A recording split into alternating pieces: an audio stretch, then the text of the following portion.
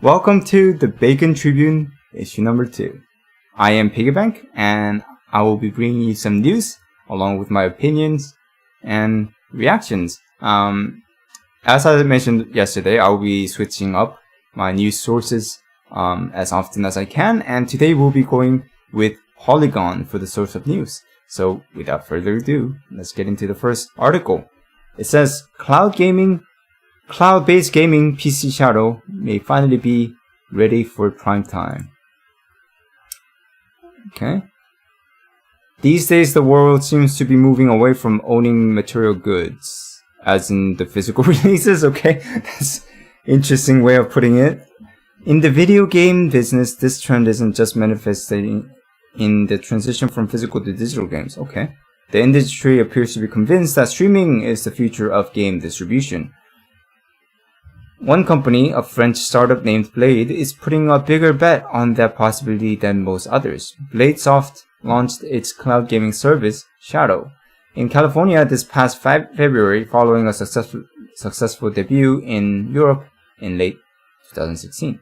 Now Blade is taking Shadow to the masses in America, but as tough as the platform's technological hurdles are, Blade realizes it has an even more daunting task, simply getting people on board. Seeing, or in this case, playing, is believing, as they say, and from a secret demo, it seems like Shadow's tech may finally be working well enough for people to believe in. Alright, well, let's see how this might look.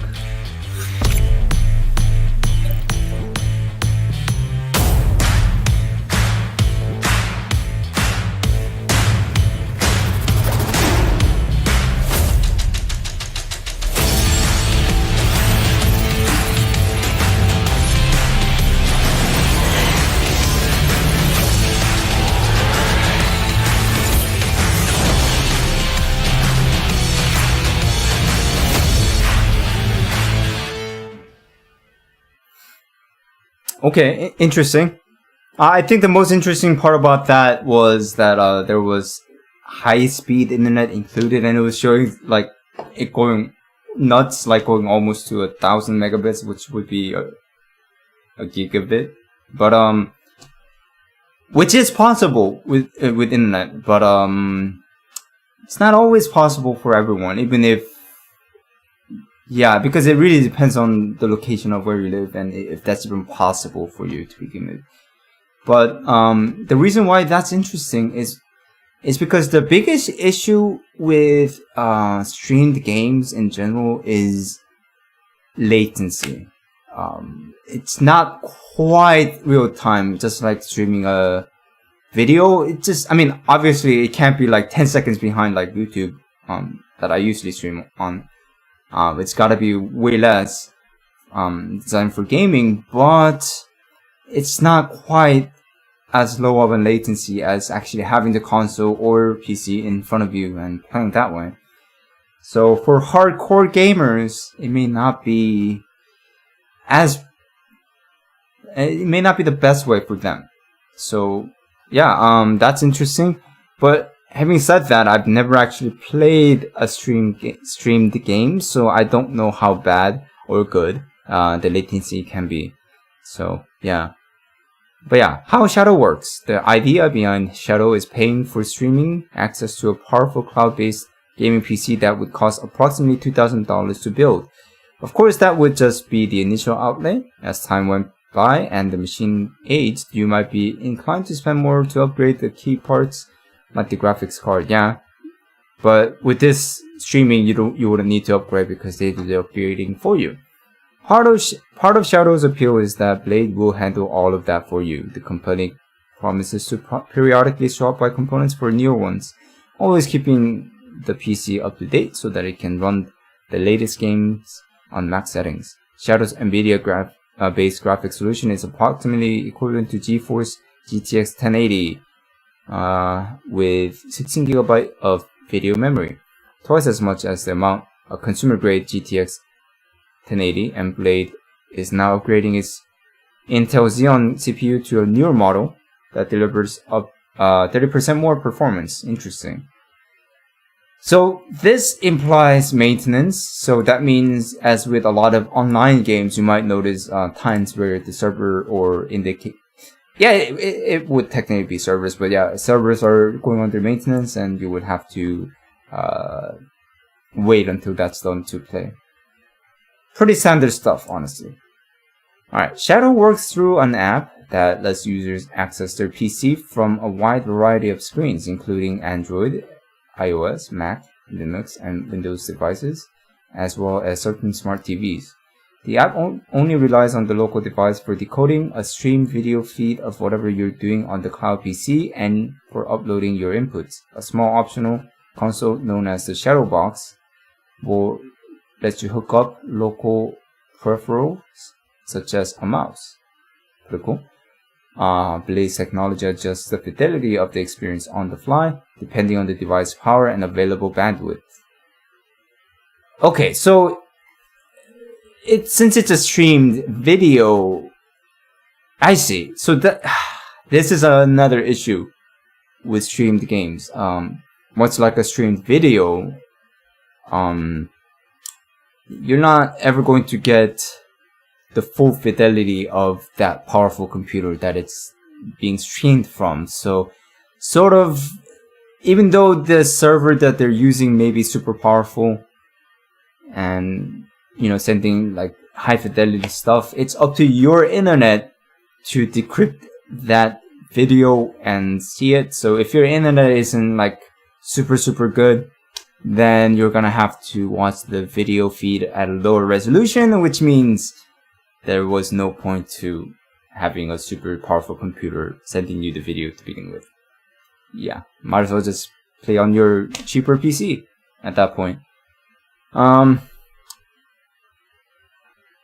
This opens up the only exception being frame rate issues. If your PC has frame rate issues, then you can get around that by using a streaming service. So there is a plus to it, I guess.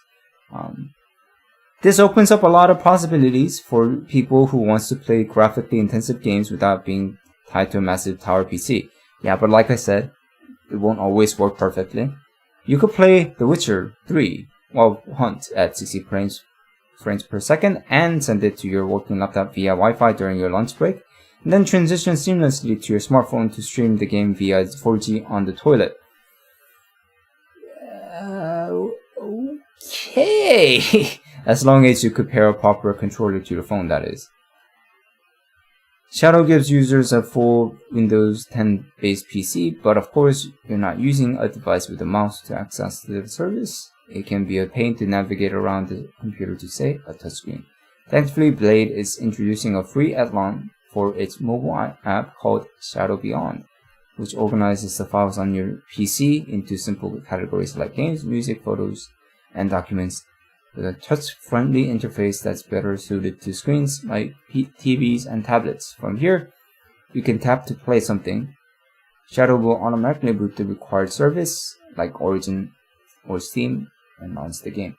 I think that's a very smart strategy, giving you music and stuff like that, because if you're able to do more things on that service, that means you will be doing more than just playing games, which might actually make you play games less on that service, which means that they have more power that they can use in general. Like, if there's a lot of people trying to play games all the time, then it will be hard on their system. So that's pretty smart, you know, give more people more things, at the same time having less for them to work with. Yeah, pretty smart. But like I said, latency is the issue. And another thing is, since this will be like I'm assuming, the article doesn't exactly say, that it will be a monthly service. Perhaps it's better if you just saved up money on your own. I don't know how much the service will cost. Another thing that's not mentioned. So yeah, pricing will be very important as well for us as consumers, I mean. Alright. It says, will you be convinced? I'm not quite convinced, but I'm not really a PC gamer. you know, I'm satisfied with console graphics, so maybe that has something to do with it. Alright, moving on. EVO 2018, how to watch the year's biggest fighting game tournament. By the way, ARM's portion of the EVO was already done, and Ku from DTN was the victor. But other stuff I don't know about. Evolution Championship Series, better known as EVO, takes place this weekend in Las Vegas, Friday, August 3rd to Sunday, August 5th. Thousands of competitors will battle each other in dozens of fighting games, but only 8 titles are featured as part of the official 2018 lineup. Yeah, Street Fighter V, Arcade Edition, Dragon Ball Fighter Z, Tekken 7, Super Smash Bros. Melee, Super Smash Bros. For Wii U, Guilty Gear, Xrd, or Xrd, I don't know, Rev 2, Blaze Blue Cross Tag Battle, Injustice 2 will be live streamed across official EVO channels and Capcom's official channel. Wow, this is sad. They did not even mention ARMS at all. ARMS was part of it. Okay, ARMS was part of it. Anyway, okay, most popular game at EVO 2018 is Dragon Ball Fighter Z, which drew in more players this year than Street Fighter V, typically the marquee fighting game franchise at the tournament. Street Fighter V will close out EVO 2018 as the closing game of Sunday's Grand Finals, however. I think part of the reason why Dragon Ball Fighter Z would have been a popular pick for people to enter with is because it's designed to be easy to pick up and play. So that might be a reason. Street Fighter V, not so much. It takes a lot more practice to even begin to play it, so to speak.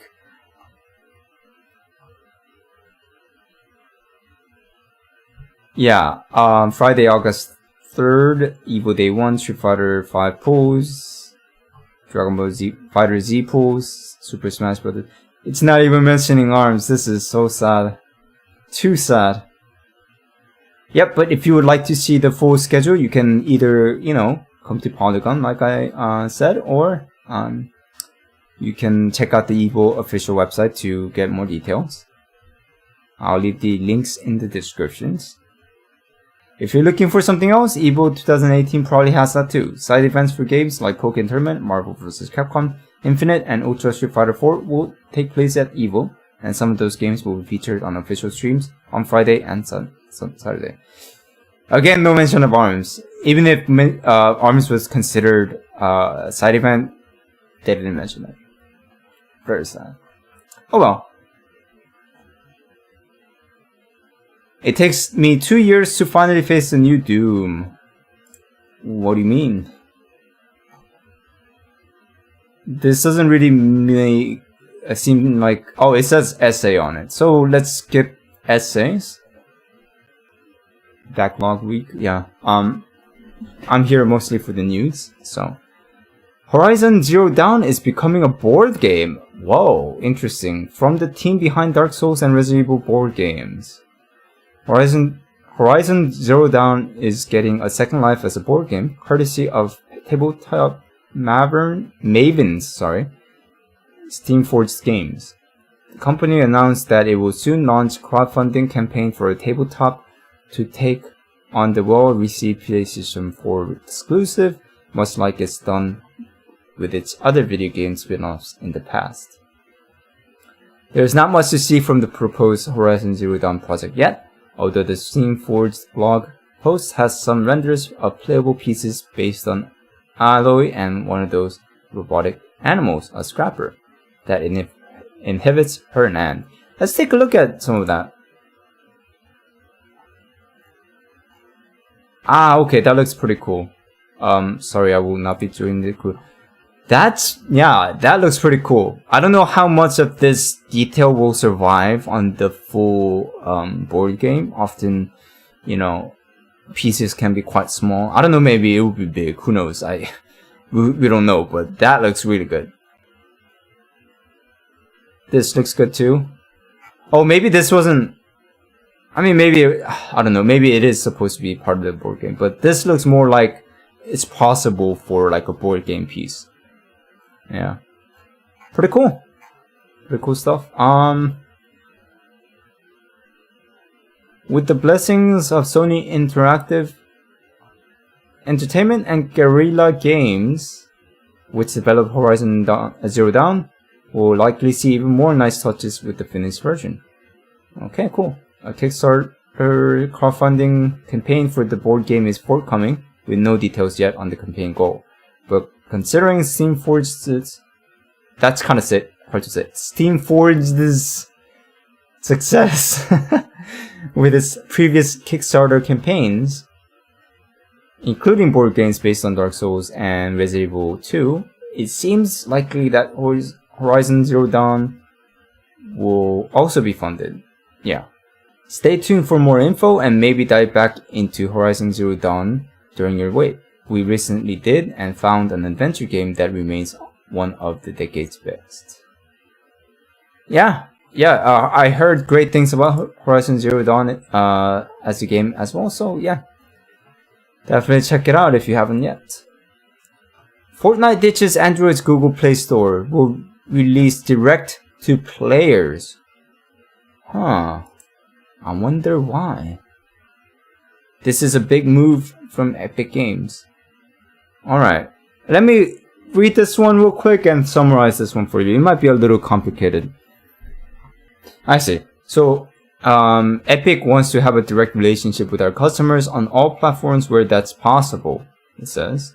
And the main point is, the 30% store tax is a high cost in a world where game developers 70% must cover all the costs of developing, operating, and supporting their games. Yes, that I'm sure is true. There's a rationale for this on console where there's enormous investment in hardware, often sold below cost, and marketing campaigns and broad partnerships with publishers. The question is whether this method of distribution introduces more risk to the player. There is going to be a huge incentive for hackers to trick players into downloading malware instead of the game's official installer. On the other hand, the game has the same problem on PC. The onus will be on the player to make sure they're getting the game from a reputable source. Yeah, so if you do want to download this game, please just use their official link. Don't use some third-party link. Cartoon Network brings Steven Universe OKKO to Nintendo Switch this fall. Nintendo Switch owners will get a chance to check out Steven Universe, Save the Light, and OKKO Let's Play Heroes, previously exclusive to PlayStation 4 and Xbox One, when they launch on the console October 30th. Okay, interesting. Cartoon Network announced that it will bring the action role-playing games to Switch both separately and in a bundle set composed of both games at a discount. That will be available not only on the Wii eShop but also in stores. Save the Light and Let's Play Heroes will get their first physical retail release alongside their Switch debut. The 2-pack will be $40. Buying the game, US dollars. Buying the game separately on eShop will set you back $25 each.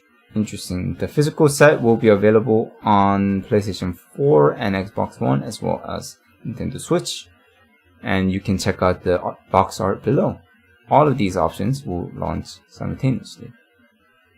Pretty cool. Bungie reveals the fate of Destiny 2's Year 1 weapons random rolls.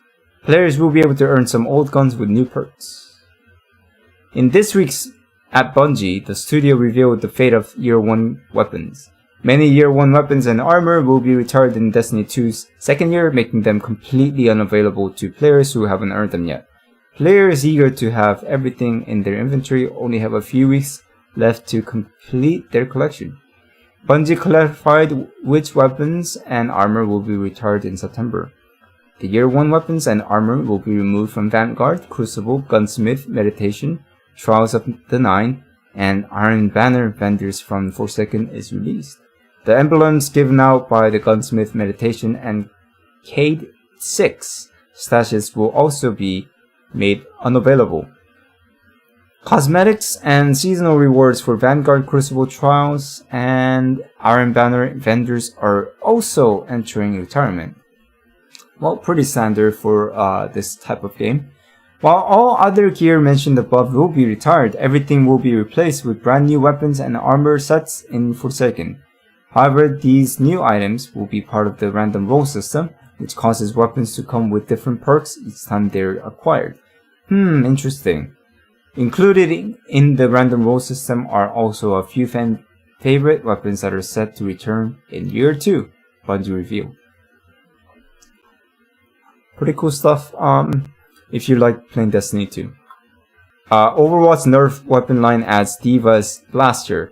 So we are getting a Diva's weapon as a nerf gun. Interesting. The second weapon in the Overwatch collaboration between Nerf's rival line of toys and Blizzard was revealed at China Joy in Shanghai. That was actually yesterday. And lo and behold, it's Diva's light gun. Pretty cool. A new release from Hasbro boasted that Blaster has a 3-round capacity. Ooh, pretty cool. For a toy anyway. And will fire the foam ammunition at a velocity up to 80 feet per second. Okay. Other features include a spring action mechanism, a safety, a ready indicator, and of course, Diva's bunny charm dangling from the grip. Can't have that gone from the detail, right? The unveiling comes about a week after the first weapon in the line, launching in 2019, was revealed. That was Reaper's weight-skinned Hellfire shotgun, shown at San Diego Comic-Con 2019. That will have an 8-round capacity and 90 frames per second FPS? Feet per second. I saw FPS and thought frames per second. Wow. But yeah, feet per second launch speed. So even better than the Diva's weapon here. Which makes sense, you know, it's a bigger toy, able to have more spring load. But yeah, unsurprisingly, both weapons have already been done by fans, modelers, and cosplayers on their own. Yeah, common practice nowadays. For those who are less arts and crafts inclined, these packages goods from Hasbro will scratch the itch to run around and play Overwatch in real life. Please don't play Overwatch in real life. But I guess that's the whole point of this toy. To do that in real life. So please do. Price and specific launch dates are so far unknown, so is whether or how many more Nerf/Overwatch arms will be announced. Yeah, okay. We don't know. But I'm sure the most popular characters will be coming. For sure. Alright. This intimate card game teaches physical closeness and consent. Okay. Alright. And it's showing two girls really close to each other, holding each other. At least it's not like weird like places. But they do look like they're about to kiss.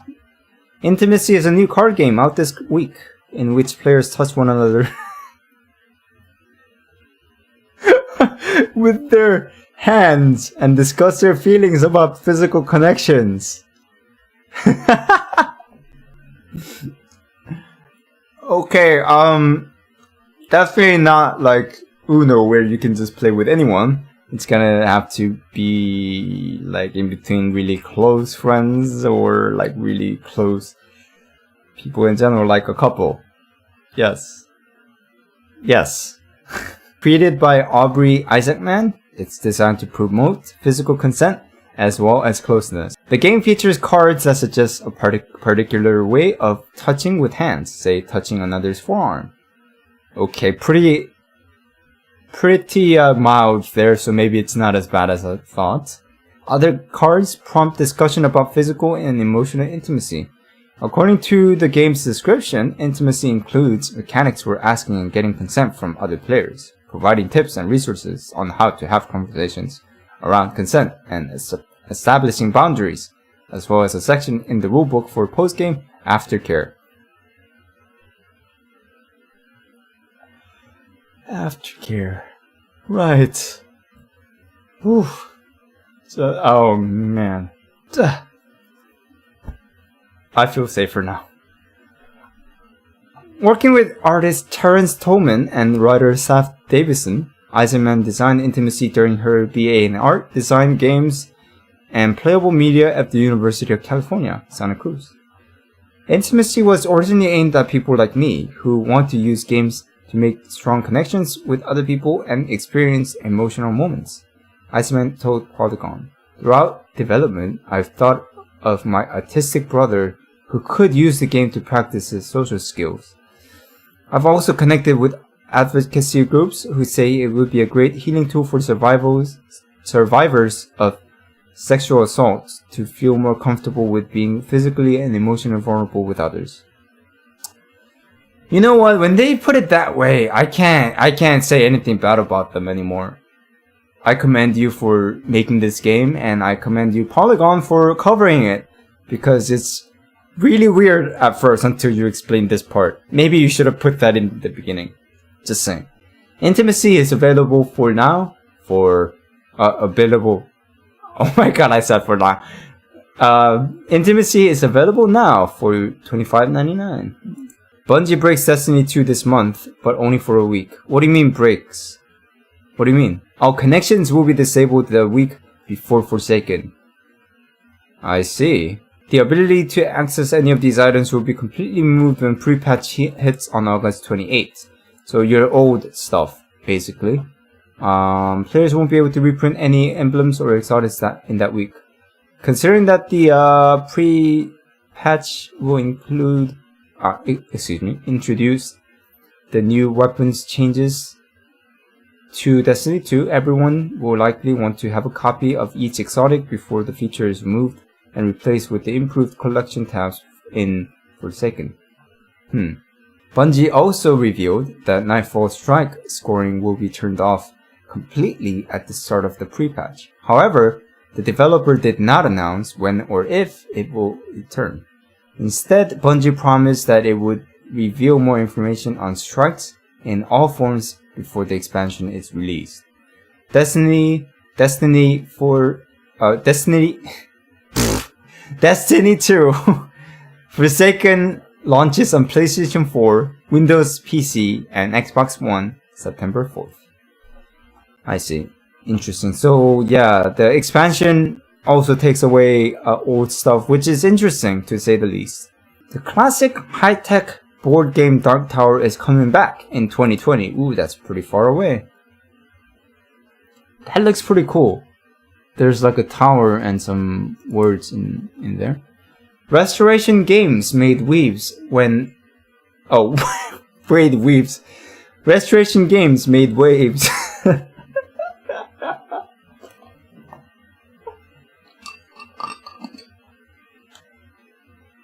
Restoration Games made waves when it launched a Kickstarter campaign to reinvent and relaunch the classic and visually stunning board game Fireball Island. Today, the company announced it's hoping to do the same for Milton Bradley's Dark Tower with a Kickstarter campaign that's launching in 2019. The game, Return to Dark Tower, is scheduled to ship in 2020. What made Dark Tower so special? The 1981 commercial with a voiceover from Orson Welles certainly helped, but the game's use of technology was what really set it apart from its competition. Taking center stage in the game literally was the titular tower, Restoration Games explained in the official statement. The 10-inch tall plastic tower housed what was a sophisticated electronic device for the time. Players moved around the circular board, gathering resources and fighting monsters before making a final assault on the horde of brigands that lay within.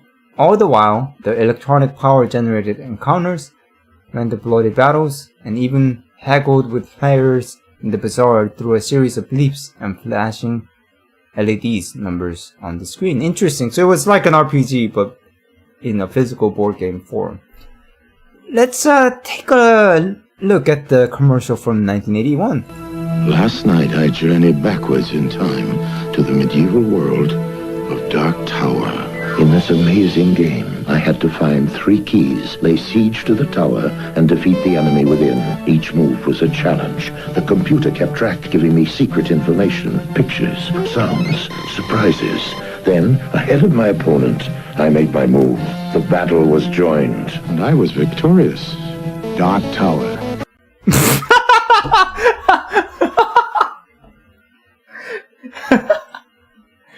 And I was victorious. Oh my god. Oh my god. Oh wow. The team said that they wanted to try something new with the updated Dark Tower, something that takes advantage of the advances in technology since its original launch, but no other details were given. We know the new version of the game will be cooperative, and part of the reason for the early announcement was to allow for playtesting without worrying about whether the nature of the project would leak. This is exciting news, and we can't wait to hear more. That's interesting. Is the leak so bad to the point where you want to just announce it early? I'm not sure. New World of Warcraft cinematic grooms a replacement for War Chief. Sour Fang is back. It's like summarizing the cinematics, so let's just look at the video. It's 6 minutes long, wow. Okay.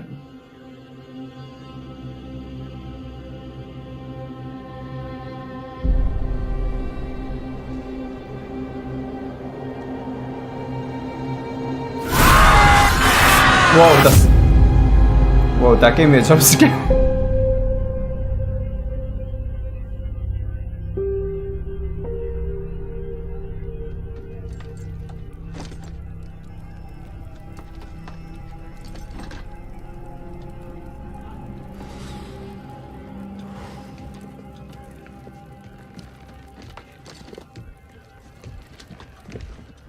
Oh, Lord Sarfang.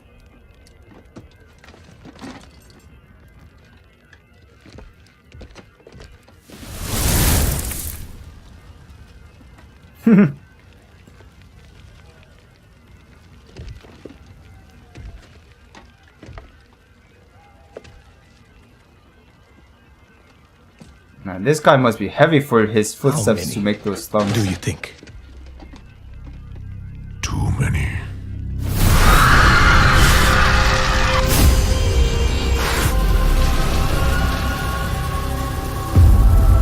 There is no honor in this. They will come for us now. All of them!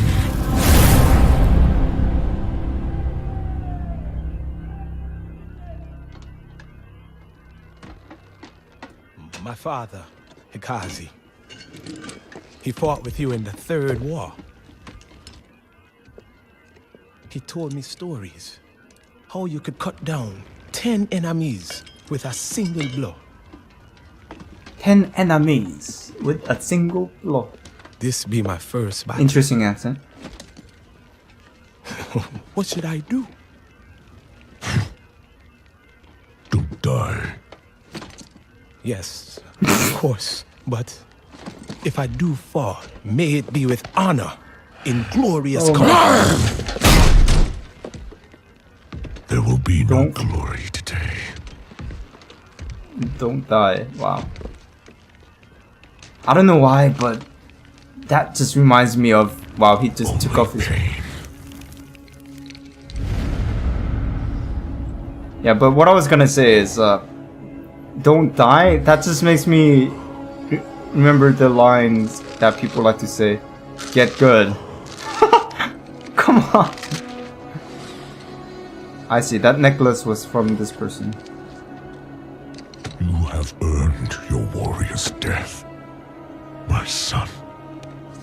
Oh, his son. Yet once again, I am denied it.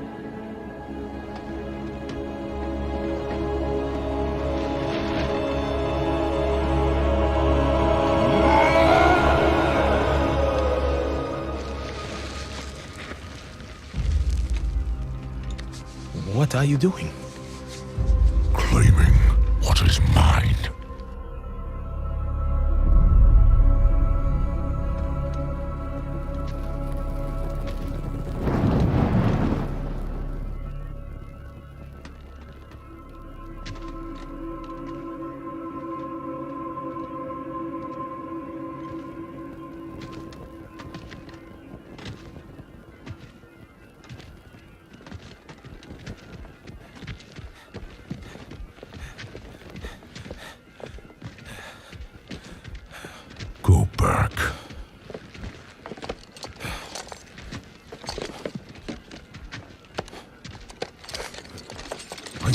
Go back!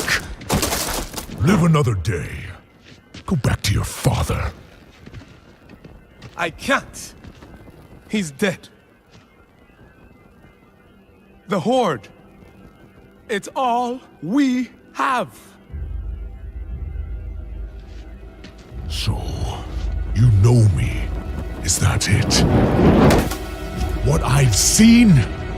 What I've done?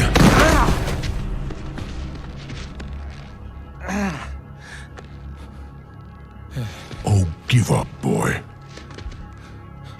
Like you?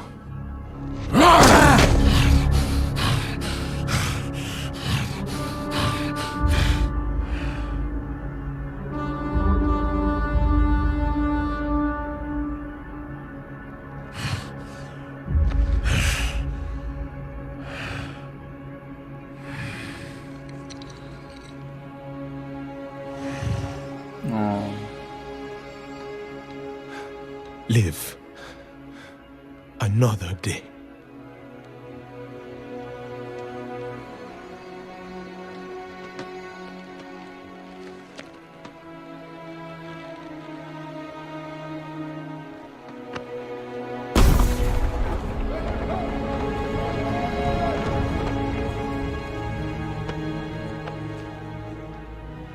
Without armor?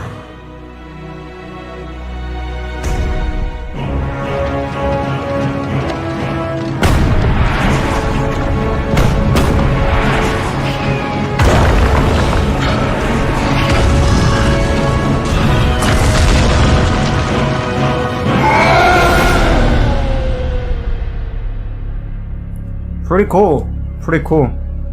I like it. Really makes you get into it. Yeah. Even though at first I was like 6 minutes, that's gonna take a long time. It didn't feel too long at all. Last article of the day, guys. Ocarina of Time speedrunner breaks the 4-hour barrier for a 100% run. Woohoo. Rivals have taken 20 minutes off the world record over the past month. Alright, so I'm guessing this is, yeah, the whole thing. Wow, I will not be doing that. But recent assault on the 100% speedrun record for the Legend of Zelda Ocarina of Time culminated 2 days ago with the first ever run completed under 4 hours. The milestone and the world record belong to speedrunner ZFG111, who snipped the wire at 3 hours, 58 minutes, and 45 seconds in this run, above on August 1st. So it's somewhat of an old news, okay? Sub 4, cool. Says ZFG111 says nonchalantly following the finishing cinematic that, according to the rules, ends the speedrun time. First frame of the final blow cutscene of defeating Ganon. Interesting. ZFG's record-breaking effort is the best in the 3 weeks since he and 5 other runners threw themselves at the cheese. 7-month-old former record of 4 hours and 18 minutes. That's a big difference. Okay. Yeah, that's definitely a big difference. Ocarina of Time is speedrun.com's 5th most run game, so this is a significant record in a top flight event. Yeah. Wow, okay. Redditor Milotics on the r/speedrun subreddit noticed, sorry about that. Notice that it has been more than 5 years since the first sub 5-hour run was launched. Huh, okay. How low can it go is the ongoing question of the speedrunning, or any speed competition, really, since the renewed interest in Ocarina of Time 3 weeks ago. Elite runners have taken 20 minutes off the world record from 7 months ago. So it seems to me that people just didn't run this game that much for about 7 months, and then all of a sudden they wanted to, and they were able to break the record by quite a bit. That's what it seems like to me. But yeah, but ZFG 111's time is nearly 10 minutes better than the second place, Marco, at 4 hours and 7 minutes. In fact, ZFG 111 has held the world record for a month, going 4 hours and 5 minutes on June 20th. And 4 hours and 3 minutes on July 21st. Alright, so thank you for watching, guys. And if you liked this issue, please like and subscribe. And leave a comment below on what part of the issue you liked the most. And I'll try to be back tomorrow with some more news. And with that, take care, guys.